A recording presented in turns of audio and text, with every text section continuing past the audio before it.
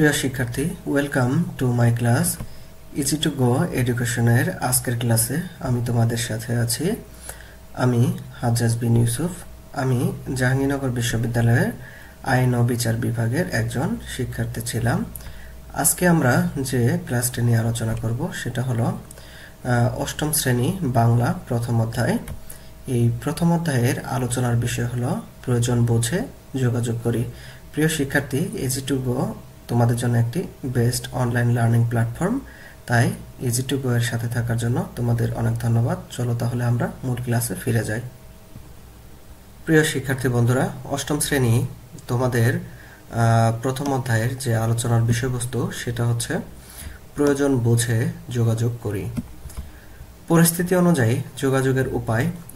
নিচে কিছু পরিস্থিতি দেওয়া হলো। এসব পরিস্থিতি যোগাযোগের উদ্দেশ্য কি হতে পারে, উদ্দেশ্য পূরণের সঙ্গে কার সঙ্গে যোগাযোগ করবে এবং কিভাবে যোগাযোগ করা যেতে পারে তা উল্লেখ করতে হবে।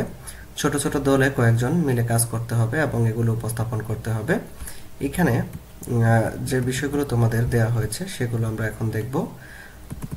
দেখো, এখানে কিছু বিষয় এখানে উল্লেখ করা হয়েছে। দেয়া হয়েছে প্রথমে পরিস্থিতি, যে কোন ধরনের পরিস্থিতিতে কিভাবে যোগাযোগ করতে হবে, এই অধ্যায় থেকে তোমাদের এই জিনিসগুলো জানতে হবে। তারপরে যোগাযোগের উদ্দেশ্য কি, এখানে কি উদ্দেশ্যে যোগাযোগ করা হবে, আর যার সঙ্গে যোগাযোগ করা যেতে পারে। তোমার যে উদ্দেশ্যটি রয়েছে বা যে পরিস্থিতিটি রয়েছে সেই পরিস্থিতির জন্য তুমি কার সাথে যোগাযোগ করবে এই বিষয়টি এখানে লিখতে হবে। তারপরে যেভাবে উদ্দেশ্য প্রকাশ করা যেতে পারে, তুমি তোমার যোগাযোগের উদ্দেশ্যটা কিভাবে প্রকাশ করবে সেই বিষয়গুলো এই কলামে লিখবে। প্রথম একটি তোমাদের জন্য লিখে দেওয়া হয়েছে। আমরা প্রথমটা যদি দেখি, বাড়িতে কেউ অসুস্থ হয়ে পড়েছে। এটা একটা পরিস্থিতি এখানে বর্ণনা করা হয়েছে। বাড়িতে কেউ একজন অসুস্থ হয়ে পড়েছে, তাহলে তখন তুমি কি করবে? তাহলে এখন যোগাযোগের উদ্দেশ্যটা কি? উদ্দেশ্য হচ্ছে অসুস্থ ব্যক্তিকে দ্রুত চিকিৎসার ব্যবস্থা করা। এটাই আমাদের উদ্দেশ্য হয়, কারণ বাড়িতে যখন কেউ অসুস্থ হয়ে যায় তখন আমরা চেষ্টা করি তাকে দ্রুত চিকিৎসার ব্যবস্থা করা, তাকে সুস্থ করে তোলা। এটাই হচ্ছে আমাদের উদ্দেশ্য। যার সঙ্গে যোগাযোগ করা যেতে পারে, তাহলে আমরা কার সঙ্গে যোগাযোগ করি? পরিবারের সদস্যদের সাথে যোগাযোগ করা যেতে পারে, যারা তাকে সাহায্য করতে পারবে। এরপর ডাক্তারদের সাথে যোগাযোগ করা যেতে পারে। কাছে যে হাসপাতাল রয়েছে সেই হাসপাতালের সাথে যোগাযোগ করা যেতে পারে। হাসপাতালে নিয়ে যেতে হবে এবং হাসপাতালে নিয়ে গেলে অ্যাম্বুলেন্স লাগবে, সেটা অথবা হেল্পলাইনেও যোগাযোগ করা যেতে পারে। যদি রোগী খুব বেশি সিরিয়াস হয় তাহলে হেল্পলাইনেও কল দিয়েও বলা যেতে পারে। এখন যেভাবে উদ্দেশ্য প্রকাশ করা যেতে পারে, মানে তুমি কি বুঝিয়ে তাকে, তোমার যে উদ্দেশ্যটা রয়েছে, একজন অসুস্থ ব্যক্তি আছে এবং তাকে সুস্থ করে তুলতে হবে, ডাক্তারের কাছে নিয়ে যেতে হবে, হসপিটালে নিতে হবে, এই যে উদ্দেশ্যগুলো, এটা তুমি যার সাথে যোগাযোগ করবে তাকে কিভাবে বোঝাবে এই বিষয়টা এখানে লিখতে হবে। যেমন তুমি যার সাথে যোগাযোগ করছো তাকে রোগীর শারীরিক অবস্থা ব্যাখ্যা করতে পারো, যে রোগীর অবস্থা এমন। এইভাবে তুমি তোমার উদ্দেশ্য প্রকাশ করতে পারো যে রোগীকে কোথায় নিতে হবে। প্রাথমিকভাবে রোগীর জন্য কি করা যেতে পারে তা জানতে চাওয়া, এটাও একটা উদ্দেশ্য। যে উদ্দেশ্যটা কিভাবে তুমি প্রকাশ করতেছো, অর্থাৎ তুমি যার কাছে বলতেছো সে কিভাবে বুঝবে, তুমি এই পরিস্থিতিগুলো তার কাছে ব্যাখ্যা করবে। এরপরে বাড়ির ঠিকানা বলা, যদি তোমার এখানে ডাক্তার আসতে হয় অথবা অ্যাম্বুলেন্স আসতে হয় তাহলে বাড়ির ঠিকানাটা প্রয়োজন হতে পারে, সেজন্য বাড়ির ঠিকানা বলতে হবে। এরপরের যে প্রশ্নগুলো রয়েছে সেগুলো আমরা এখন দেখব। দেখো, আমরা এখন এগুলো উত্তর করে রেখেছি, সেই উত্তরে আমরা যাব। এখন আমরা যদি এখানে দেখি, প্রথমটা এখানে আমরা দেখলাম ইতিমধ্যেই। এরপরে দেখো, স্কুলে যদি হচ্ছে পরিচয়পত্র হারিয়ে গেছে, পরবর্তী প্রশ্নটা হচ্ছে স্কুলে পরিচয়পত্র হারিয়ে গেছে, তাহলে সেক্ষেত্রে তুমি কি করবে? আমরা জানি সেকেন্ড কলামটা হচ্ছে যোগাযোগের উদ্দেশ্যটা কি সেটা ব্যাখ্যা করতে বলছে। তাহলে দেখো, পরিচয়পত্র খুঁজে পাওয়া, আমাদের যোগাযোগের উদ্দেশ্য কি? পরিচয়পত্র খুঁজে পাওয়া। যদি আমাদের পরিচয়পত্র হারিয়ে যায় তাহলে সেটা খুঁজে পাওয়াই হচ্ছে আমাদের উদ্দেশ্য। এখন এই থার্ড কলাম যেটা, এখানে বলা হয়েছে কি যার সঙ্গে যোগাযোগ করা যেতে পারে। তুমি এই পরিচয়পত্র খুঁজে পাওয়ার জন্য কার সঙ্গে যোগাযোগ করবে? ধরো তোমার স্কুলের একটা পরিচয়পত্র ছিল, তাহলে সেটা এখন হারিয়ে গেছে, তাহলে এখন কার সাথে যোগাযোগ করতে পারবে? দায়িত্বরত কর্মচারীদের সাথে, স্কুলে যারা অনেক কর্মচারী থাকে তাদের সাথে যোগাযোগ করতে পারো যে তারা এটা পেয়েছে কিনা। তারপর শিক্ষকদের সাথে, যারা এটা আবার তুলতে অথবা সে হারিয়ে যাওয়া স্কুলের যে পরিচয়পত্রটি রয়েছে সেটা খুঁজে পেতে সাহায্য করতে পারে। অথবা পরিবারের লোকজনের সাথে, যে তুমি পরিবারে বা ফ্যামিলিতে বা কোথাও হারিয়ে ফেলেছো কিনা অথবা তারা দেখেছে কিনা। তারপরে সহপাঠীদের সাথেও তুমি যোগাযোগ করতে পারো, তারা এটা পেয়েছে কিনা বা দেখেছে কিনা। এখন তুমি এই উদ্দেশ্যটা কিভাবে প্রকাশ করবে? চতুর্থ যে কলামটি রয়েছে সেটা হচ্ছে যেভাবে উদ্দেশ্য প্রকাশ করা যেতে পারে। উদ্দেশ্যটা তাহলে তুমি কিভাবে প্রকাশ করবে? পরিচয়পত্র পাওয়া গেছে কিনা এটা তুমি জানতে চাইতে পারো শিক্ষকের কাছে, অথবা যাদের কাছে সাথে যোগাযোগ করলে তাদের কাছে তুমি জানতে চাইতে পারো। আবার নাম ঠিকানা বলতে পারো, যে তারা যদি এটা দেখেও তাহলে কিভাবে চিনবে, তোমার নাম ঠিকানা এগুলো লেখা আছে এখানে, সেটা বলতে পারো, তাহলে তারা এটা সহজেই তোমার যে এটা তোমার পরিচয়পত্র এটা বুঝতে পারবে। এরপরের যে পরিস্থিতিটা দেওয়া আছে সেটা হলো, দেখো, এমন এলাকাতে দাওয়াত পেয়েছি যেখানে আগে কখনো যাইনি। মনে করো তোমাকে এমন একটি এলাকাতে দাওয়াত দেওয়া হয়েছে বা আমন্ত্রণ করা হয়েছে যে এলাকাতে তুমি আসলে কখনো যাওনি, সেই এলাকার রাস্তাঘাট বা কিভাবে যেতে হয় সেই জিনিসগুলো তুমি জানো না। তাহলে এখন দেখো কার সাথে যোগাযোগ করবে বা যোগাযোগের উদ্দেশ্যটা কি। দ্বিতীয় যে কলামটা, এটা হচ্ছে যোগাযোগের উদ্দেশ্য কি, ঠিকানা জানতে চাওয়া। তুমি যে এলাকাতে দাওয়াত পেয়েছো, যেথায় দাওয়াতটা পেয়েছো, সেই দাওয়াতের স্থানের ঠিকানাটা জানতে চাওয়াই হচ্ছে তোমার উদ্দেশ্য। এখন থার্ড কলাম যেটা, এটা হচ্ছে তুমি কার সাথে যোগাযোগ করবে। এর জন্য তোমার যে পরিস্থিতিটা রয়েছে বা উদ্দেশ্যটা রয়েছে, সেই উদ্দেশ্যের উত্তর পাওয়ার জন্য তুমি কার সাথে যোগাযোগ করতে পারবে। দেখো, দাওয়াতকৃত ব্যক্তির সাথে তুমি যোগাযোগ করতে পারো, যে তোমাকে দাওয়াত করেছে তার সাথে যোগাযোগ করতে পারো, যে কিভাবে যাবে সেখানে বা কোথায় আসলে তার লোকেশন সেটা জানতে পারো। এরপরে দেখো, অন্য কেউ সেও দাওয়াতে গেলে তার সাথে যোগাযোগ করতে পারো। মনে করো তুমি যেখানে দাওয়াত পেয়েছো সেখানে আরো কেউ দাওয়াত পেয়েছে, তাহলে তার সাথে তুমি যোগাযোগ করে জানতে পারো যে সে আসলে জানে কিনা। এরপরে দেখো আর কার সাথে যোগাযোগ করতে পারো, ওই এলাকার পরিচিত কারোর সাথে। মনে করো যেখানে তোমার দাওয়াত রয়েছে সেখানে আসলে তুমি যাওনি কখনো, কিন্তু সেই এলাকার পরিচিত মানুষ রয়েছে তোমার, তাহলে সেখানে সেই পরিচিত মানুষের সাথে মোবাইলে কথা বলে অথবা সরাসরি যদি কখনো দেখা হয় তাহলে তার কাছ থেকে জেনে নিতে পারো যে আসলে সেখানে কিভাবে যাবে। এরপরে দেখো, মোবাইল ম্যাপে দেখা। মোবাইল যে গুগলে ম্যাপ রয়েছে সেখানে দেখে তুমি লোকেশনটা জানতে পারো। এরপরে দেখো চতুর্থ যে কলাম, সেটা হচ্ছে তোমার উদ্দেশ্যটা যেভাবে প্রকাশ করতে যেতে পারে, মানে তুমি তোমার উদ্দেশ্যটা কিভাবে প্রকাশ করবে। দেখো, কিভাবে যেতে হবে জানতে চাওয়া। যাদের সাথে তুমি যোগাযোগ করলে তাদের কাছে বলতে পারো যে এখানে আমি কিভাবে যাব বা কত ভাড়া লাগবে, এই বিষয়গুলো জিজ্ঞেস করে তুমি তোমার উদ্দেশ্যটা তাদেরকে ব্যাখ্যা করতে পারো বা জানতে পারো যে আসলে তুমি কি কি জানতে চাচ্ছ। আশা করি তোমরা বুঝতে পেরেছো এগুলো। এরপরের পরিস্থিতি যেটা হলো সেটা দেখো, একজন বন্ধু বেশ কিছুদিন ধরে ক্লাসে আসছে না। মনে করো তোমার ক্লাসের একজন বন্ধু, সে কিছুদিন ধরে তোমাদের ক্লাসে আসছে না। তাহলে দেখো সেকেন্ড যে কলামটা, সেখানে বলা হয়েছে যে যোগাযোগের উদ্দেশ্যটা কি। তাহলে দেখো এখানে ক্লাসে না আসার কারণ তুমি জানতে চাচ্ছ, এটাই হচ্ছে তোমার উদ্দেশ্য, যে সে যে ক্লাসে আসছে না তার কারণটা কি, এটা হচ্ছে তোমার যোগাযোগের উদ্দেশ্য। এখন দেখো এই তৃতীয় কলামে কি আছে, যে কাদের সাথে তুমি যোগাযোগ করবে, এটাই তৃতীয় কলামে লিখতে হয়। ওই বন্ধুর পরিবারের সাথে, তুমি ওই বন্ধুর যে পরিবারের সদস্যরা রয়েছে তাদের সাথে যোগাযোগ করতে পারো যে আসলে তার কি হয়েছে বা সে কেন আসছে না। এরপরে দেখো, অন্য সহপাঠীদের সাথে যোগাযোগ করতে পারো। তোমার ক্লাসে আরো অন্যান্য যারা রয়েছে তোমার সহপাঠী, তাদেরকে তুমি জিজ্ঞাসা করতে পারো যে আসলে তারা তার কোনো খোঁজ জানে কিনা। এরপর দেখো, ওই এলাকার পরিচিত কারোর সাথে, তোমার বন্ধু যে এলাকায় বসবাস করে সেই এলাকায় যদি তোমার পরিচিত কেউ থাকে তাহলে তাদেরকেও তুমি জিজ্ঞেস করতে পারো যে আসলে তোমার ওই বন্ধুটি কেন দীর্ঘদিন থেকে ক্লাসে আসছে না। এরপরে চতুর্থ যে কলামে রয়েছে সেটা হচ্ছে, দেখো, যেভাবে উদ্দেশ্য প্রকাশ করা যেতে পারে। তুমি কিভাবে উদ্দেশ্য প্রকাশ করবে। দেখো, অসুস্থ কিনা জানতে চাওয়া, মানে যাদের সাথে যোগাযোগ করলে তাদেরকে বলতে পারো যে সে কি অসুস্থ অথবা কোথাও বেড়াতে গিয়েছে কিনা, এই বিষয়গুলো জেনে জিজ্ঞেস করে তুমি তোমার উদ্দেশ্যটা ব্যাখ্যা করতে পারো। এরপরে দেখো, এলাকার একটি অপরিচিত শিশু পাওয়া গেছে। তোমার এলাকায় মনে করো একজন অপরিচিত শিশু পাওয়া গেছে, যে শিশুটি হারিয়ে গিয়েছিল বা কোনোভাবে তোমাদের এলাকায় এসেছে।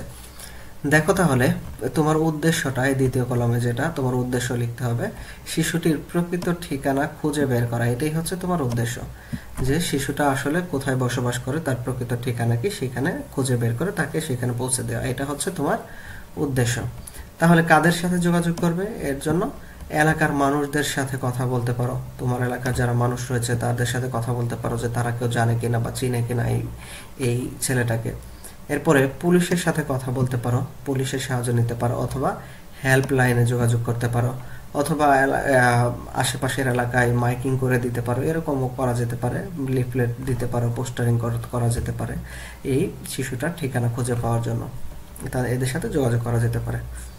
এরপর দেখো তোমার উদ্দেশ্যটা কি করে প্রকাশ করবে। এখানে শিশুটি কোন এলাকার হতে পারে জানতে চাওয়া, যাদের সাথে তুমি যোগাযোগ করলে তাদের কাছে তুমি জিজ্ঞাসা করতে পারো যে শিশুটি আসলে কোন এলাকার। এইভাবে তুমি তোমার উদ্দেশ্য ব্যাখ্যা করতে পারো। তার বাবা মা বা অভিভাবক কেউ আছে কিনা যে শিশুটাকে গ্রহণ করতে পারে বা এখান থেকে নিয়ে যেতে পারে, এই ধরনের কোনো অভিভাবক তার আছে কিনা, এই বিষয়গুলো তুমি জানতে চাইতে পারো। তো এগুলো হচ্ছে এই প্রশ্নগুলোর উত্তর। আশা করি তোমরা বুঝতে পেরেছ। এরপরে আমরা দেখি পরবর্তী আমাদের যে প্রশ্নগুলো রয়েছে, সেটা হলো যোগাযোগে চিন্তা ও অনুভূতির প্রকাশ।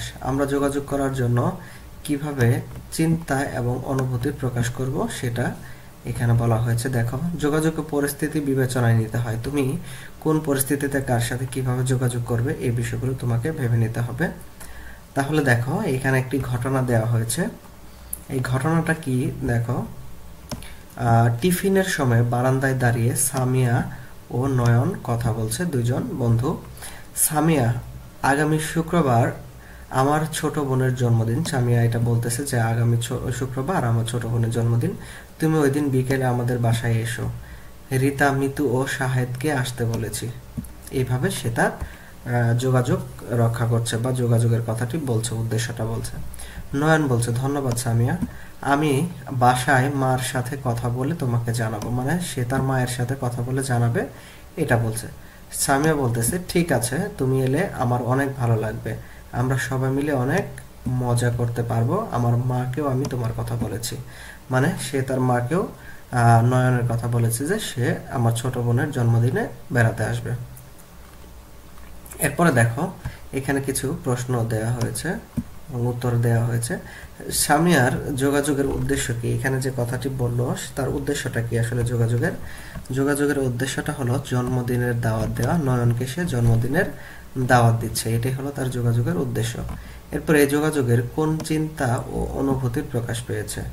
কোন চিন্তা প্রকাশ পেয়েছে? বন্ধুরা মিলে আনন্দ করা। আসলে জন্মদিনে বন্ধুরা মিলে আনন্দ করবে, এটাই ছিল আসলে সামিয়ার মূল উদ্দেশ্য। সবাই মিলে একসঙ্গে অনেক আনন্দ করবে, মজা করবে, এটাই হচ্ছে তার যোগাযোগের উদ্দেশ্য। এরপরে আর কিভাবে সামিয়া উদ্দেশ্য প্রকাশ করতে পারত? দেখো, ওই দিন কি কি মজার কাজ করবে তা পরে জানাতে পারত। আর জন্মদিনের পরিকল্পনায় নয়নের সাহায্য চাইতে পারত। এইভাবে সে আরো বিশদভাবে তার উদ্দেশ্য প্রকাশ করতে পারত। এরপরে দেখো, ঘটনা 2, 5 জুন হচ্ছে বিশ্ব পরিবেশ দিবস।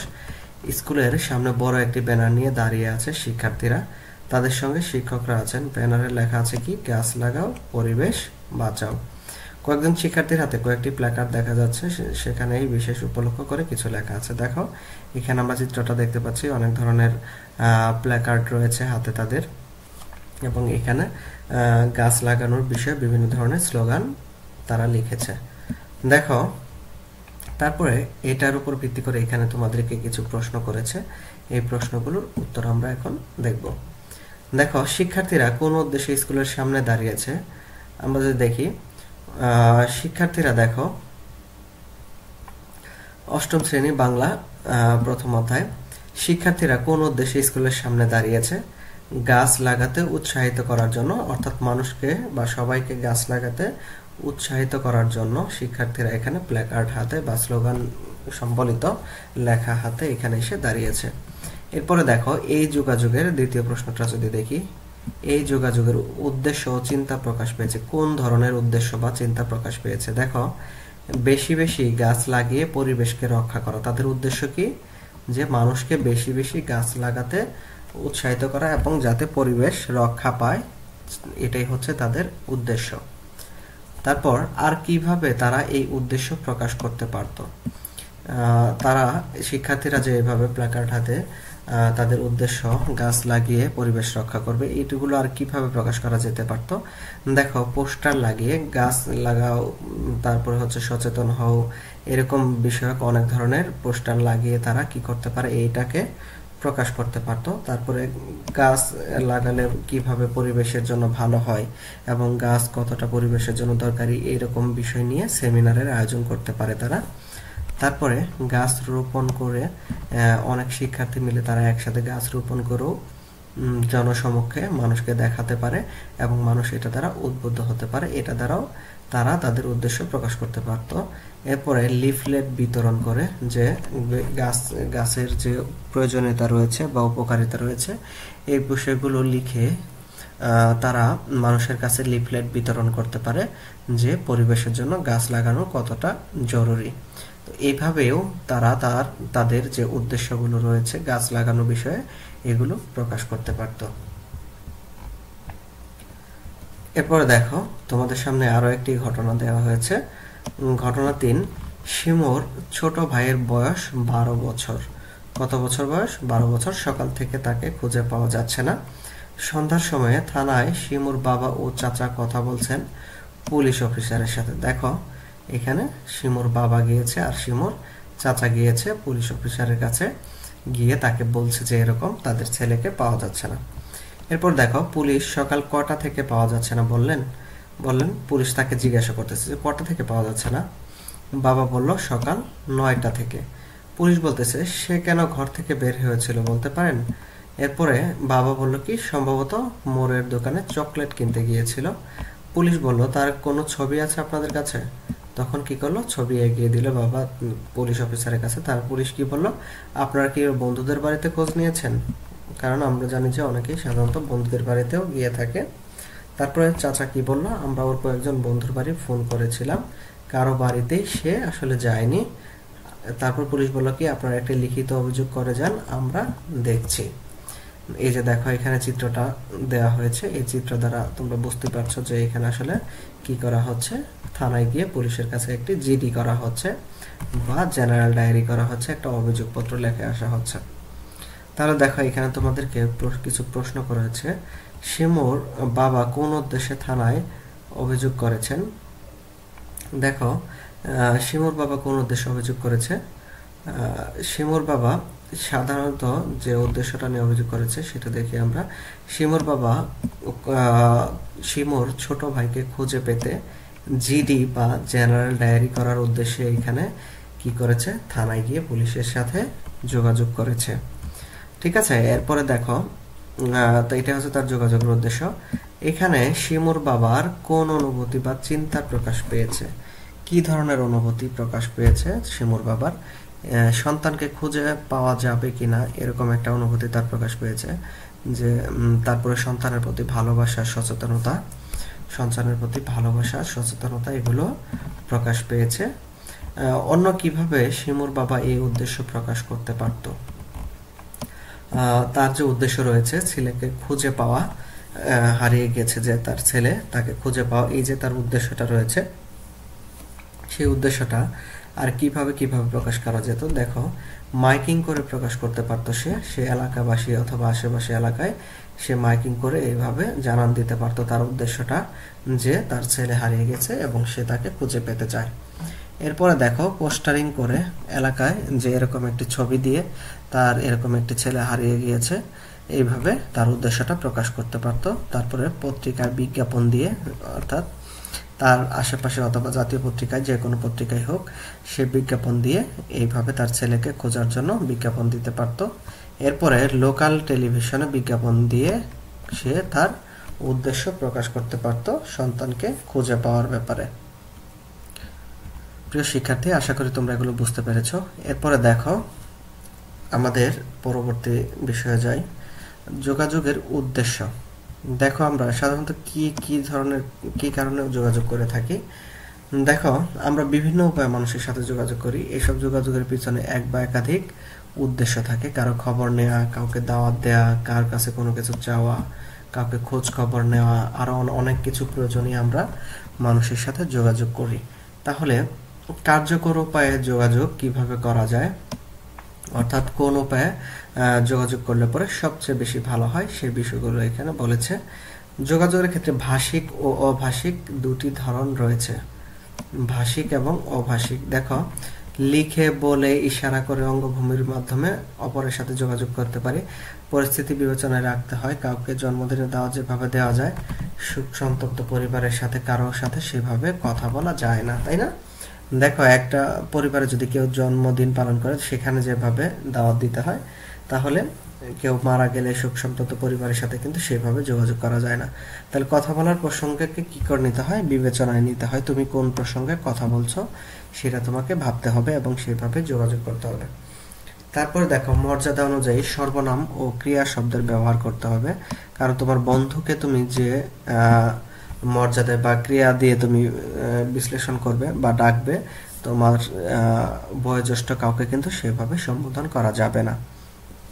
তাহলে দেখো, চিন্তা ও অনুভূতির প্রকাশ যথাযথ হলো কিনা এটা বুঝতে হবে, সেটি খেয়াল রাখতে হবে। তারপরে ব্যক্তিগত যোগাযোগ ও আনুষ্ঠানিক যোগাযোগের উদ্দেশ্য একরকম হয় না। আনুষ্ঠানিকভাবে যোগাযোগ করলে একভাবে করতে হবে এবং ব্যক্তিগত যোগাযোগ করলে পরে একভাবে করতে হবে। এই বিষয়টা তোমাকে খেয়াল রাখতে হবে। এরপরে দেখো, মৌখিক যোগাযোগের ক্ষেত্রে দেখো অঙ্গভঙ্গি, গলার স্বর, তাকানোর ধরন ইত্যাদিও গুরুত্বপূর্ণ। এই বিষয়টাও গুরুত্বপূর্ণ। তুমি যখন কারোর সাথে মৌখিকভাবে যোগাযোগ করবে তখন তুমি কিভাবে তার দিকে তাকিয়ে কথা বলছো, এই বিষয়গুলো তোমাকে খেয়াল রাখতে হবে। দেখো, যোগাযোগের উদ্দেশ্য তোমাদেরকে এখানে কিছু কথা বলেছে। বন্ধুর জন্মদিনে যোগ দেওয়ার জন্য অভিভাবকের কাছে অনুমতি চাওয়া। তোমার কারো কোনো বন্ধুর জন্মদিনে যোগ দেওয়ার জন্য অভিভাবকের কাছে অনুমতি চাচ্ছ, তাহলে যেভাবে পরিস্থিতি তুলে ধরা যেতে পারে, তুমি কিভাবে বলতে পারো? তোমার মাকে বলতে পারো যে, মা, সামনের শুক্রবার আমার এক বন্ধুর জন্মদিন, তো আমি সেখানে যেতে চাই। আমাদের ক্লাসের আরো অনেকেই সেখানে যাবে, তাদেরকেও দাওয়াত দিয়েছে। এইভাবে তুমি তোমার পরিস্থিতি তুলে ধরতে পারো। যেভাবে চিন্তা ও অনুভূতির প্রকাশ করা যেতে পারে। চিন্তা ও অনুভূতি কিভাবে প্রকাশ করবে? দেখো, সেদিন অনেক মজা হবে, সবাই মিলে গেলে অনেক আনন্দ করতে পারবো। এইভাবে তুমি তোমার চিন্তা প্রকাশ করতে পারো। তারপরে যেভাবে উদ্দেশ্য প্রকাশ করা যেতে পারে, তোমার উদ্দেশ্যটা কিভাবে প্রকাশ করবে? দেখো, বিকালের অনুষ্ঠান শেষ করে আমি সন্ধ্যার আগেই ফিরে আসব। মানে তুমি উদ্দেশ্যটা কি, আসলে তুমি কি করবে, সেই বিষয়গুলো এখানে তোমার অভিভাবকের কাছে ব্যাখ্যা করতে পারো। এই অনুষ্ঠানে যাওয়ার ব্যাপারে আমি তোমার অনুমতি চাই। এইভাবে সর্বশেষ তুমি তোমার মায়ের কাছে এই পরিস্থিতিটা, উদ্দেশ্যটা প্রকাশ করতে পারো। দেখো, এরপরে একটা আনুষ্ঠানিক যোগাযোগের কথা বলা হয়েছে, প্রাতিষ্ঠানিক যোগাযোগ, যেটার নমুনা এখানে দেওয়া হয়েছে। দেখো, আবেদনপত্রে ক্লাসরুমে পাঠাগার তৈরির জন্য প্রধান শিক্ষকের কাছে একটি শিক্ষার্থীরা আবেদন করেছে। তাহলে সেক্ষেত্রে কিন্তু আবার তুমি তোমার মায়ের কাছে যেভাবে অনুমতি নিলে ব্যক্তিগতভাবে, তখন কিন্তু আর সেভাবে অনুমতি নেওয়া যাবে না, কারণ এটা হচ্ছে একটা আনুষ্ঠানিক বা প্রাতিষ্ঠানিক যোগাযোগের বিষয়। তোমার শিক্ষকের সাথে তো আর এইভাবে বলতে পারবে না। তাহলে দেখো, এখানে একটা নমুনা দেওয়া হয়েছে যে কি একটা আবেদনপত্র নমুনা দেওয়া হয়েছে, তারিখ দেওয়া হয়েছে প্রধান শিক্ষক বরাবর, এবং বিষয় দেওয়া হয়েছে কি ক্লাসরুম পাঠাগার তৈরির জন্য অনুমতি ও অনুদানের আবেদন। এটা হচ্ছে তোমার বিষয়, যোগাযোগের বিষয়। তাহলে মহোদয়, আমরা ফুলছড়ি উচ্চ বিদ্যালয় অষ্টম শ্রেণীর শিক্ষার্থী, আমাদের ক্লাসরুমের ভিতরে আমরা একটি পাঠাগার তৈরি করতে চাই। ক্লাসরুমের ভিতরে একটি পাঠাগার থাকলে বিরতির সময় আমরা বিভিন্ন ধরনের বই পড়তে পারবো। এগুলো হচ্ছে তোমার উদ্দেশ্য। এই উদ্দেশ্যগুলো তোমার শিক্ষককে তুমি লিখে এভাবে বলতেছো। তাহলে পাঠাগার স্থাপনের জন্য আমাদের একটি বইয়ের সেলফ প্রয়োজন, যেখানে বইগুলো রাখবে, যা শ্রেণীকক্ষের এক কোণায় রাখা হবে। এছাড়া শেলফে রাখার জন্য কিছু বই কেনারও প্রয়োজন, কারণ বই হলেই তো লাইব্রেরি হবে। তারপরে শ্রেণী শিক্ষকের তত্ত্বাবধানে আমরা এই পাঠাগার পরিচালনা করতে চাই। এটা হলো তার উদ্দেশ্য। তাহলে এই উদ্দেশ্যগুলো লিখে কি করতে পারে, তার প্রধান শিক্ষক বরাবর সেইগুলো প্রকাশ করতে পারে। এটা হচ্ছে প্রাতিষ্ঠানিক যোগাযোগের নমুনা। দেখো, গল্প থেকে যোগাযোগের উপাদান খুঁজি। এখানে রাবেয়া খাতুনের একটি গল্প তোমাদের এখানে দেয়া হয়েছে। গল্পের নাম হচ্ছে অপারেশন কদমতলী, লিখেছেন রাবেয়া খাতুন। দেখো, এখানে দেখে বুঝতে পারছো যে একজন বয়োজ্যেষ্ঠ মহিলা তার সন্তানদের নিয়ে কি করছে, কথা বলছে এবং সামনে একটি হারিকেন জ্বালানো। দেখো, তার নাতিদেরকে নিয়ে, আসলে এটা নাতিদেরকে নিয়ে কথা বলতেছে। দেখো, আজকাল দাদি ষষ্ঠ দল চম্পক দলের গল্প বলতে গিয়ে প্রায় বলে বসেন, জাগে চম্পক দল, জাগে সহস্র দল, আর জাগে জয় বাংলা রেডিও। দেখো, চন্দন চাপা গলায় বলে ওঠে, ও দাদি, তোমার হলো কি? তোমার কি হলো? তুমি হঠাৎ করে এমন কথা কেন বলতেছ? আন্না বড় একটা হাই তুলে বলল, কি আবার হবে? আমার মতো ঘুম ধরেছে। আন্না বলল, কি আবার হবে? আমার মতো ঘুম ধরেছে। এই জন্য মনে হয় উল্টাপাল্টা কথা বলছে। মান্না সঙ্গে সঙ্গে চেঁচায়, বলিস কি রে, মোটে রাত 8টা। মান্না বলল, কি মাত্র 8টা বাজে, এখনই ঘুমাবি? আসলে তাই, বাইরে জরুরি অবস্থা, অন্ধকার, গোটা বাড়িতে আলো বলতে একটি মাত্র সলতে কমানো নিবু নিবু হারিকেন, রেডিয়াম দেয়া টেবিল ঘড়িতে জল জল করছে শুধু 8 সংখ্যাটা। এমন সন্ধ্যারাতে কমাসাগো গম গম করতো রাস্তাঘাট। ভাইয়া প্রাইভেট টিউটরের কাছ থেকে পড়ে বাসায় ফিরত, ছোট চাচা ফিরত রকেট ঘোরাতে ঘোরাতে ব্যাডমিন্টন কোর্ট থেকে। দেখো, রাস্তার উপরে দোকানগুলোর কোনোটায় জ্বলতো রঙিন বাল্ব, কোনোটা থেকে বাজত চড়া স্বরে রেডিওর গান, চায়ের স্টলে পেয়ালার গরম ধোয়ার সঙ্গে আরো গরম কথাবার্তা। শেখ মুজিব, মুক্তিযোদ্ধা, ইয়াহিয়া খান, নানা রকমের আলোচনা। এগুলো হচ্ছে মুক্তিযুদ্ধের কথা।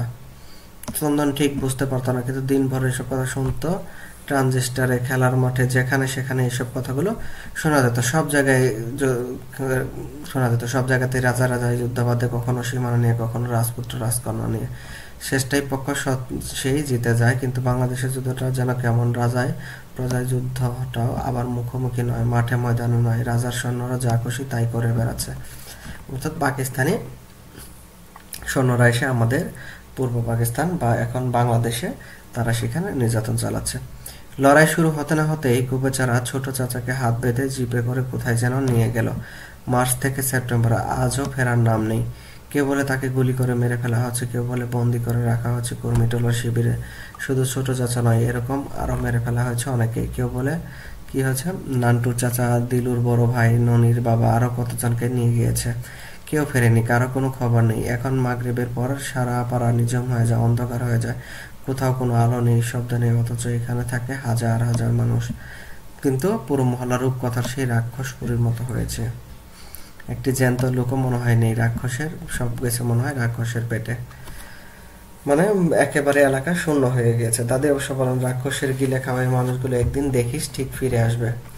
আন্না খুব অবাক হয়ে প্রশ্ন করে, সত্যি? কেমন করে? মানে এই মানুষগুলো আসলে কেমন করে ফিরে আসবে? দাদি যেহেতু বলতেছে, দেখবি আমাদের পাড়ায় এই রাস্তাঘাট খান সেনাদের বদলে ভরে যাবে মুক্তি সেনায়। ওরা এখন সংখ্যায় কম বলে বনে জঙ্গলে থেকে যুদ্ধ করছে। এই যুদ্ধকে বলে গেরিলা যুদ্ধ। মান্না মাথার উপর হাত তুলে বলে, আমরাও তাহলে যুদ্ধ করছি? চন্দন চাপা গেছে চলুটে, এই জন্যই তো তোকে দলে নিতে চাইনি। মান্না দোকানের লতি ছুঁয়ে বলল, আর ভুল হবে না ভাইয়া। চন্দন খুশি হয়ে ওঠে। 2 বছরের বড় হলো, মান্না ওকে নাম ধরেই ডাকে।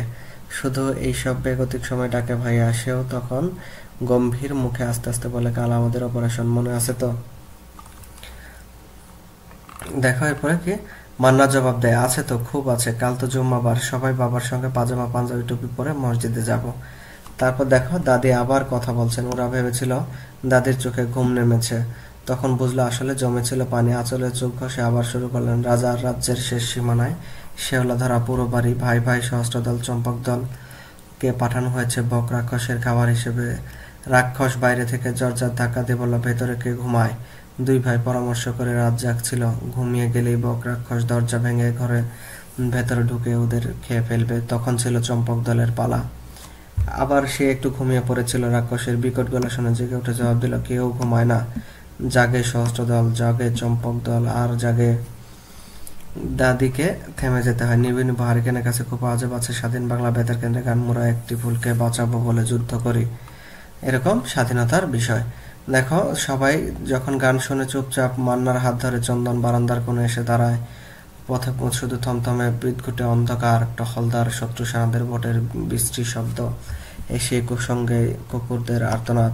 আজকাল সারা রাত ওরা ডাকে। দাদি বলেছেন বুবা জানোয়ার নাকি বিপদ আপদের মানুষের আগে বুঝতে পারে।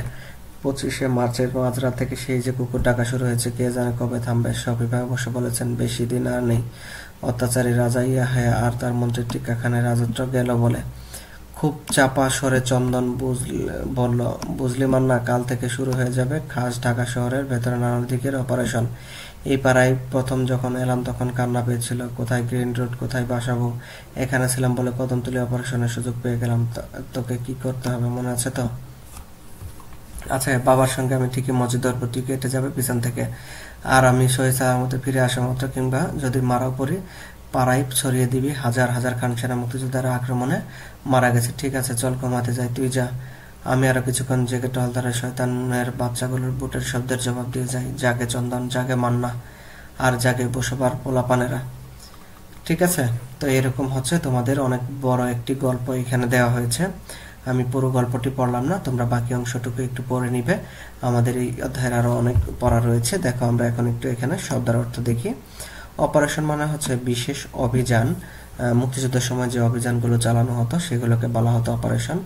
আতঙ্ক মানে হচ্ছে ভয়। গেরিলা যুদ্ধ মানে হচ্ছে নিজেকে লুকিয়ে রেখে শত্রুপক্ষকে আক্রমণ করা হয়, এরকম। মানে সরাসরি সম্মুখ যুদ্ধ নয়, নিজেকে লুকিয়ে রেখে সুযোগ বুঝে শত্রুদের উপর ঝাঁপিয়ে পড়া, এটা হচ্ছে গেরিলা যুদ্ধ। দেখো চম্পক দল মানে রূপ কথার একটি চরিত্রের নাম। টহলদার, পাহারাদার, যারা বাইরে রাতে পাহারা দেয়। দুঃসাহস, অতিরিক্ত সাহস। নিঝুম মানে হচ্ছে নীরব। বেগতিক মানে হচ্ছে উপায়হীন, যেখানে কোনো উপায় নেই। রাক্ষসপুরী মানে হচ্ছে রাক্ষসদের বাসস্থান, যেখানে রাক্ষসরা বসবাস করে। রেডিয়াম অর্থ হচ্ছে একটি তেজস্ক্রিয় মৌলিক পদার্থ, যেটা অনেক ক্ষতি করে। ঠিক আছে, এরপরে সলতে দেখো প্রদীপ জ্বালাতে ব্যবহৃত হয় এমন টুকরো কাপড় বা মোটা সুতা, যেগুলো হারিকেন বা প্রদীপে আগে ব্যবহার করা হতো, ওখানে আগুন ধরানো হতো। এরপরে সহস্র দল মানে হচ্ছে রূপকথার একটি চরিত্রের নাম। সহি সালামতে অর্থ হচ্ছে কি নিরাপদে। যোগাযোগের প্রাসঙ্গিকতা দেখো, আমরা অপারেশন কদমতলী গল্প থেকে 5টি কথা দেয়া হলো, এখানে দেয়া হয়েছে। এখন এই প্রাসঙ্গিক কিনা এই কথাগুলো, তোমাদের গল্পে যে কথাগুলো লেখা হয়েছে সেগুলো কতটুকু প্রাসঙ্গিক আসলে এই গল্পতে দেওয়া, সেই বিষয়গুলো তোমাদেরকে এখান থেকে উত্তর করতে বলছে। প্রথমটা দেখাবো, বলছে কি আবার হবে, আমার মতো ঘুম ধরেছে। কথাটা কতটুকু প্রাসঙ্গিক দেখো তো। কথাটা বলেছে কদমতলী গল্পের চরিত্র আন্না। দাদির রূপকথার গল্প বলেছিলেন, সে গল্প শুনছিল আন্না, মান্না ও চন্দন। চন্দনের কথার জবাবে আন্না এ কথা বলেছিল। দাদি হঠাৎ জয় বাংলা রেডিওর কথা বলে ফেলেন, তাই চন্দন অবাক হয়। সে জানতে চায় দাদির ঘুম পেয়েছে কিনা। তারা মনে করেছিল দাদি বুঝি কথার খেয়ে হারিয়ে ফেলেছেন। এমন অবস্থায় চন্দনের কথার পরিপ্রেক্ষিতে আন্নার কথাটি প্রাসঙ্গিক, কারণ তারা ভেবেছিল দাদি হয়তোবা ঘুম পাচ্ছে, এই জন্য সে হঠাৎ করে কেমন রূপকথার গল্প বলতে বলতে হঠাৎ করে কেমন কিসের কথা বলা শুরু করেছে, রেডিওর কথা বলা শুরু করেছে, বা জয় বাংলা রেডিওর কথা তিনি বলা শুরু করেছিলেন। এরপরে দেখো তোমাদেরকে আরো কিছু প্রশ্ন এখানে দেওয়া হয়েছে, এই প্রশ্নগুলোর উত্তর আমরা এখন দেখব। দেখো প্রথম প্রশ্নের উত্তরটা আমরা দেখলাম, এরপরে দ্বিতীয় প্রশ্ন যে উত্তরটা রয়েছে সেটা আমরা দেখি এখন। রাক্ষসের গিলে খাওয়া এই মানুষগুলি একদিন দেখিস ঠিকই ফিরে আসবে। আমরা গল্পে এই কথাটি পড়েছি। দেখো রাক্ষসের গিলে খাওয়া, এটা কে বলেছে? অপারেশন কদমতলী গল্পে দাদির এই কথাটির প্রাসঙ্গিকতা রয়েছে। কিভাবে প্রাসঙ্গিকতা রয়েছে দেখো, কারণ হানাদার বাহিনী কর্তৃক কদমতলী এলাকার অনেক মানুষ শহীদ হয়েছে। যারা শহীদ হয়েছে কেবলমাত্র তারা কি করেছে, দেশকে ভালোবেসে দেশকে স্বাধীন করার জন্য শহীদ হয়েছে। দেশ স্বাধীন হলে এসব মানুষের আত্মত্যাগও কি হবে না, বিফলে যাবে না। তারা অবশ্যই তাদের স্বাধীনতার মাধ্যমে এই দেশে আবার তাদের সফলতা ফিরে আসবে। তাই দাদি এই কথাটি বলেছেন যে তারা একদিন ঠিকই এই মানুষগুলি ফিরে আসবে। তাই এই কথাটির এখানে প্রাসঙ্গিকতা রয়েছে। এরপরে দেখো, এই যুদ্ধকে বলে গেরিলা যুদ্ধ, কথাটি কতটুকু প্রাসঙ্গিক। মুক্তিযোদ্ধারা বা অনেকেই যে যুদ্ধগুলো করেছেন সেগুলো গেরিলা যুদ্ধ বলাটা প্রাসঙ্গিক কিনা। কদমতলী গল্পের, অপারেশন কদমতলী গল্পের দাদি চরিত্রটি এই কথাটি বলেছে। গেরিলা যুদ্ধে দেখো কিভাবে প্রাসঙ্গিক। গেরিলা যুদ্ধে যোদ্ধারা সরাসরি যুদ্ধে অংশগ্রহণ করে না, কিন্তু তারা শত্রুদের উপর সুযোগ বুঝে হঠাৎ অতর্কিত হামলা করে। শত্রুরা তখন হতভম্ব হয়ে যায় ও কি করবে সেটা বুঝতে পারে না। তাই দাদির এই কথাটির এখানে প্রাসঙ্গিকতা রয়েছে। এরপর দেখো, বেশি দিন আর নাই কথাটা কতটুকু প্রাসঙ্গিক। এই কথাটি বলেছেন উক্ত গল্পের শাফি ভাই। কেন বলেছেন? কারণ এই কথাটির দ্বারা আসন্ন বিজয় ও পাকিস্তানিদের পরাজয়ের প্রতি ইঙ্গিত করা হয়েছে, মুক্তিযোদ্ধাদের বিজয়ের প্রতি ইঙ্গিত করা হয়েছে, তাই কথাটি এখানে প্রাসঙ্গিক। দেখো এরপরে 5 নম্বর যে প্রশ্নটি এখানে রেখেছে সেটা হলো পাবে কি করে, ভাইয়েরা জব্বর চালাক, কথাটা কতটুকু প্রাসঙ্গিক। এই কথাটি বলেছেন গল্পের চন্দন চরিত্রটি। সে বলেছে যে মুক্তিযোদ্ধাদের সফল অভিযানের প্রতি এখানে সে ইঙ্গিত করেছে, যে তারা সফলভাবে একটি অভিযান পরিচালনা করেছে এবং এটার প্রতি ইঙ্গিত করেছে। কারণ হামলা করার পর মুক্তিযোদ্ধারা নিজেদের বিভিন্ন ছদ্মবেশে বিভিন্ন মানুষের সাথে মিশে গিয়েছে, কৃষক, শ্রমিক, এরকম বিভিন্ন জনের সাথে মিশে গিয়েছে, তাদেরকে আর চেনা যায়নি। তাই এখানে সে বলেছে যে পাবে কি করে, ভাইয়েরা জব্বর চালাক, তাই এখানে এই কথাটি প্রাসঙ্গিক। এরপরে দেখো আমাদের এরপরে যে বিষয়গুলো রয়েছে, দেখো আমরা এগুলোর উত্তর দেখলাম। যোগাযোগে মর্যাদা সূচক শব্দ আমরা কার সাথে যোগাযোগ করার সময় কোন ধরনের সর্বনাম ব্যবহার করব, সে বিষয়গুলো এখানে রয়েছে। দেখো এখানে 3 ধরনের সর্বনাম রয়েছে, সাধারণ সর্বনাম, মানি সর্বনাম ও ঘনিষ্ঠ সর্বনাম। এখন আমরা এই 3 ধরনের সর্বনাম কোনটা কি এটা আগে দেখি, তারপরে আমরা দেখব কোথায় কিভাবে এটাকে ব্যবহার করতে হয়। দেখো প্রথমে সাধারণ সর্বনাম বলতে যে বিষয়টা বোঝায় সেটা হচ্ছে পরিবারের লোকজন ও বন্ধু বান্ধবের জন্য এই সর্বনাম সাধারণত ব্যবহার করা হয়, যেমন তুমি, তোমরা, এগুলো হচ্ছে পরিবারের লোকজন, বন্ধু বান্ধবের জন্য, এগুলো আত্মীয় স্বজন বা নিকট আত্মীয়, এদের জন্য এই শব্দগুলো ব্যবহার করা হয়। তারপরে মানি সর্বনাম, যেটা হচ্ছে অপরিচিত কারোর জন্য এই সর্বনাম ব্যবহার করা হয়, বা বয়োজ্যেষ্ঠ কারোর জন্য এটা ব্যবহার করা হয়, যেমন আপনি, আপনারা, এরকম। এরপরে ঘনিষ্ঠ সর্বনাম হচ্ছে ঘনিষ্ঠতা বা তুচ্ছতা বোঝাতে এই সর্বনাম ব্যবহৃত হয়, যেমন তুই, তোরা, যেমন আমরা তুই তুচ্ছতা ছিল করার জন্য ব্যবহার করি, অথবা ঘনিষ্ঠতা বোঝাতেও বন্ধুদেরকে বা ঘনিষ্ঠজনকে তুই করে বা তোরা করে বলা হয়ে থাকে। তো এই 3টি সর্বনাম আশা করি তোমরা বুঝতে পেরেছ। এখন আমরা এইগুলোর প্রয়োগ দেখব, যে কিভাবে এগুলো গল্পের এই লেখাগুলোতে প্রয়োগ করা যায় বা চিহ্নিত করা যায় কোনটা কোন ধরনের সর্বনাম ব্যবহার হয়েছে। দেখো প্রথম যে প্রশ্নটা রয়েছে সেটা হলো, ও দাদি তোমার হলো কি। এখানে কোন ধরনের সর্বনাম ব্যবহার করা হয়েছে? দেখো এখানে ব্যবহার হয়েছে তোমার। তোমার শব্দটা হলো একটি সাধারণ সর্বনাম। তোমার শব্দটা কি? সাধারণ সর্বনাম। যেমন আমরা এখানে দেখলাম তুমি, তোমরা, এগুলো হচ্ছে কি সাধারণ সর্বনাম। তাহলে তোমার হচ্ছে সাধারণ সর্বনাম। আর মানি সর্বনামের প্রয়োগ বাক্যটি কেমন হবে? এখানে যদি সাধারণ নাম ব্যবহার করে যদি মানি সর্বনাম ব্যবহার করি তাহলে কি হবে? মানি সর্বনাম আমরা জানি কি আপনি বা আপনারা, এগুলো হচ্ছে মানি সর্বনাম। তাহলে কি লিখেছে এখানে? ও দাদি আপনার হলো কি, তাহলে এটা হচ্ছে মানি সর্বনাম। আপনার হলো কি, আপনার দ্বারা বোঝাচ্ছে মানি সর্বনাম। ঘনিষ্ঠ সর্বনামের প্রয়োগে কেমন হবে? ঘনিষ্ঠ বলতে হবে তোর, তোর হলো কি, ও দাদি তোর হলো কি, এটা বোঝাতে ঘনিষ্ঠতা বোঝায় তোর দিয়ে। তারপরে দেখো মান্না সঙ্গে সঙ্গে চেঁচায়, এখানে কোন ধরনের সর্বনামের ব্যবহার হয়েছে? দেখো ক্রিয়ারূপ ব্যবহার হয়েছে, এটা হলো সাধারণ ক্রিয়ারূপ, চেঁচায় বা তুমি ব্যবহার করা হয়েছে, ঠিক আছে। মানি ক্রিয়ারূপের প্রয়োগে কেমন হবে? দেখো মান্না সঙ্গে সঙ্গে চেঁচান, এই চেঁচান দ্বারাই আপনি বোঝাচ্ছে বা আপনারা বোঝাচ্ছে, তাহলে এটা হচ্ছে মানি সর্বনাম বা ক্রিয়া ব্যবহার হয়েছে এখানে। দেখো তারপর প্রশ্ন, রাক্ষসের গিলে খাওয়ায় মানুষগুলি একদিন দেখিস ঠিক ফিরে আসবে। এখানে আসলে কোন ধরনের সর্বনাম ব্যবহার হয়েছে? দেখো ক্রিয়ারূপ ব্যবহার হয়েছে এখানে। এখানে এখানে হচ্ছে দেখিস, যেহেতু এখানে দেখিস শব্দটা ব্যবহার করা হয়েছে, কোন ধরনের শব্দ ব্যবহার করেছে? দেখিস, তাহলে এটা হচ্ছে একটা কি ঘনিষ্ঠ সর্বনাম। ঘনিষ্ঠ সর্বনাম এখানে ব্যবহার করা হয়েছে। এরপরে সাধারণ ক্রিয়ারূপের প্রয়োগে বাক্যটি কেমন হবে? সাধারণ ক্রিয়ারূপ যদি আমরা এখানে দেখি তাহলে এটা কেমন হবে? দেখবে, কারণ সাধারণে আমরা জানি তুমি হয়, সাধারণত কি হয়? তুমি হয়, সাধারণে হয় তুমি বা তোমরা, এগুলোতে হয় সাধারণে। তাহলে এই জন্য এটা হচ্ছে রাক্ষসের গি লেখা হয় মানুষগুলো একদিন দেখবে ঠিক ফিরে আসবে, তাহলে পুরো বাক্যের মধ্যে দেখিস অংশটা পরিবর্তন হয়ে দেখবে হবে। এরপরে দেখো মানি ক্রিয়ারূপের প্রয়োগে বাক্যটি কেমন হবে? শুধুমাত্র এই দেখিসের জায়গায় কি হবে? দেখবেন হবে। তাহলে বাক্যটি কেমন হবে? রাক্ষসের গিলে খাওয়া এই মানুষগুলো একদিন দেখবেন ঠিক ফিরে আসবে। তাহলে এটা হবে মানি ক্রিয়ারূপের প্রয়োগ। আশা করি তোমরা বুঝতে পেরেছ। এরপরে দেখো তোকে কি করতে হবে, মনে আছে তো? এখানে কোন ধরনের সর্বনাম ব্যবহার হয়েছে? দেখো তুই ব্যবহার করা হয়েছে, তার মানে এখানে এটা হচ্ছে ঘনিষ্ঠ, এটা কি ঘনিষ্ঠ সর্বনাম এখানে ব্যবহার হয়েছে। এরপর দেখো সাধারণ সর্বনামের প্রয়োগে বাক্যটি কেমন হবে? এখানে যদি সাধারণ সর্বনাম প্রয়োগ করা হয় তাহলে কেমন হবে? এই যে তোকে কি করতে হবে মনে আছে তো, সাধারণ কেমন হবে? তুমি হবে। সাধারণ কেমন হবে? তুমি হবে। তাহলে হবে কি তোমাকে থেকে তোকে পরিবর্তন হয়ে কি হবে?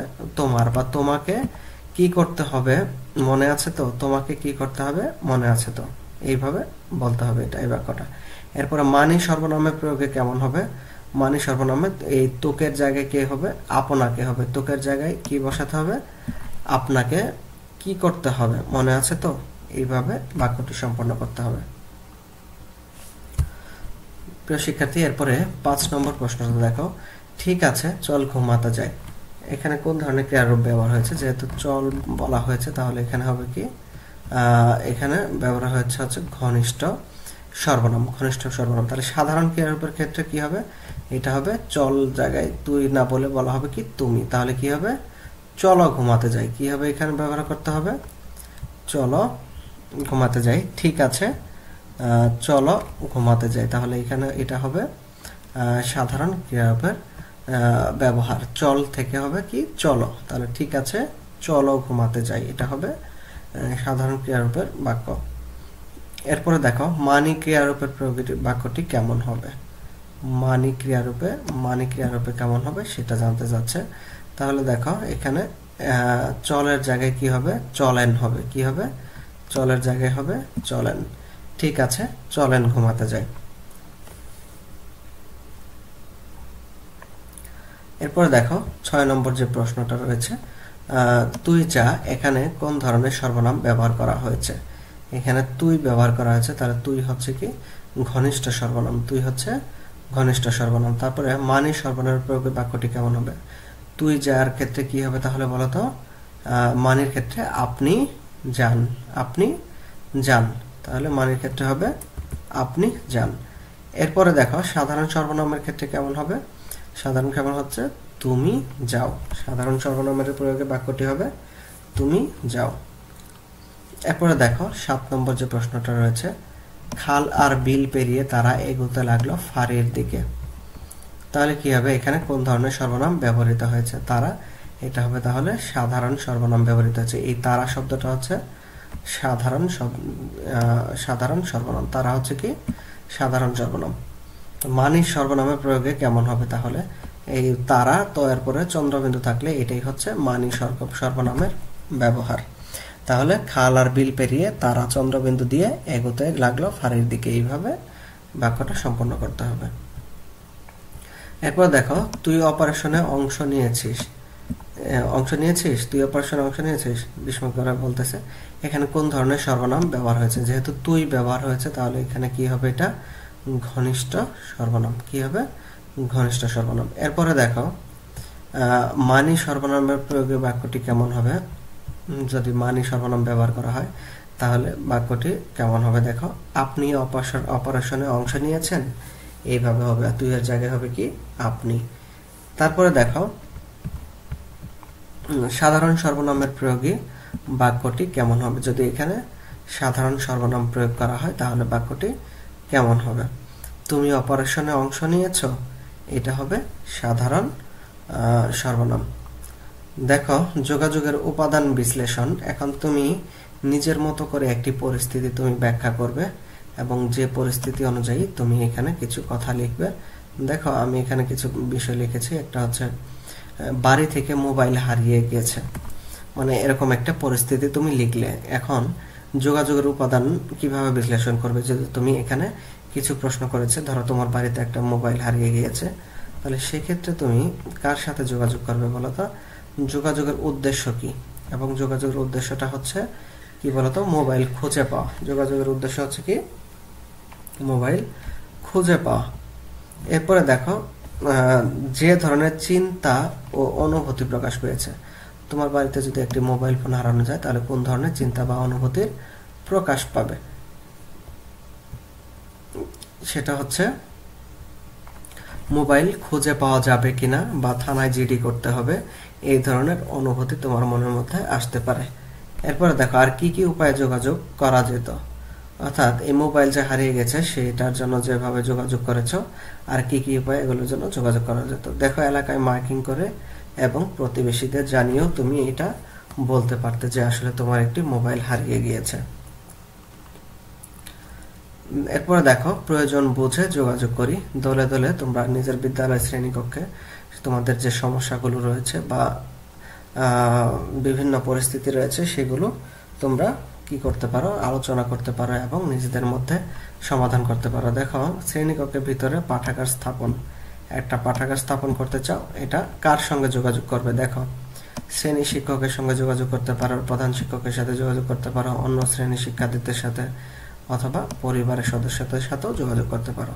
আর মৌখিক যোগাযোগ কার সাথে কিভাবে করবে? সরাসরি কথা বলতে পারবে, মোবাইল ফোনে কথা বলতে পারো। আর লিখিত যোগাযোগ হচ্ছে আবেদনপত্র, বিজ্ঞপ্তি, পোস্টার। এইভাবে তুমি একটা লাইব্রেরি প্রতিষ্ঠা করার জন্য বা পাঠাগার প্রতিষ্ঠা করার জন্য যোগাযোগ করতে পারো। ঠিক আছে?